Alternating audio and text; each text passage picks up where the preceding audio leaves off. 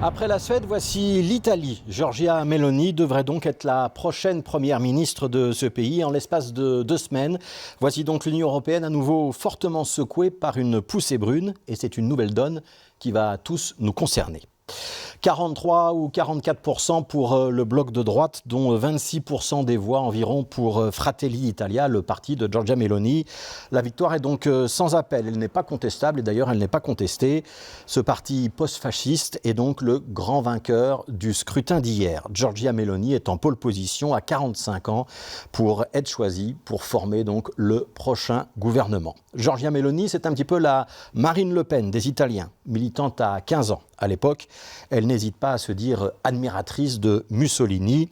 À 21 ans, elle est déjà députée. Elle sera réélue 6 fois d'affilée. La politique, c'est d'ailleurs le seul horizon de cette jeune femme qui n'a pas fait d'études, mais qui a réussi à dédiaboliser un parti qui est pourtant l'héritier du MSI, qui était ouvertement fasciste.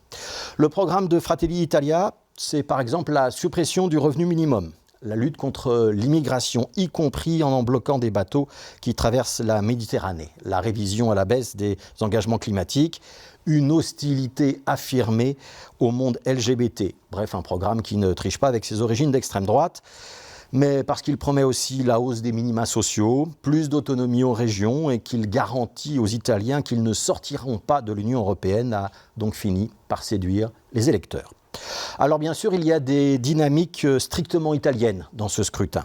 Une fatigue grandissante vis-à-vis des partis politiques traditionnels et vis-à-vis de l'instabilité chronique de la vie politique dans la péninsule.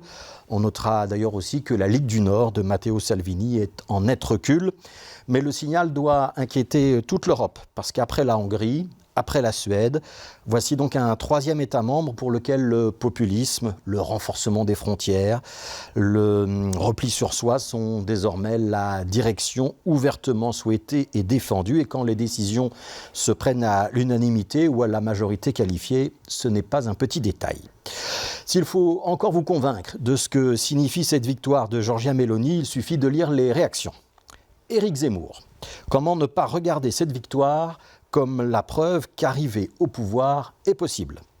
Jordan Bardella, le bras droit de Marine Le Pen, les peuples d'Europe relèvent la tête, ils reprennent leur destin en main. A l'inverse, sur les marchés boursiers, l'euro est tombé à son plus bas niveau depuis 20 ans et les taux d'intérêt subissent aujourd'hui une forte hausse.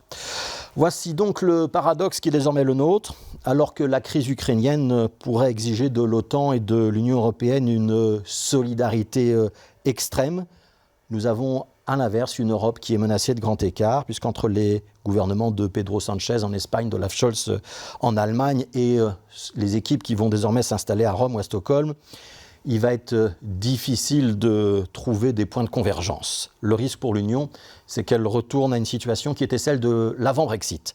Ce temps où, faute de projets européens communs, la politique européenne était plutôt celle du plus petit dénominateur commun.